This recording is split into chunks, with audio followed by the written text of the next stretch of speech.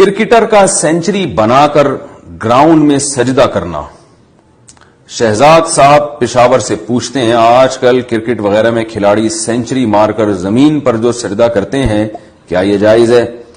نیز کیا عام موقع پر بھی کسی خوشی ملنے پر سجدہ کر سکتے ہیں اور اس کے لیے کیا وضو ضروری ہے؟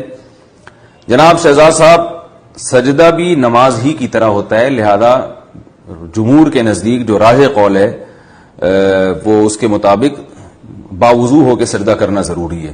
تو کھلاڑی اگر سینچری بنا کے سجدہ کرتے ہیں تو انہیں چاہیے کہ گراؤنڈ میں جانے سے پہلے وضو کر کے جائیں اور سینچری تک اس وضو کو سنبھال کے رکھیں.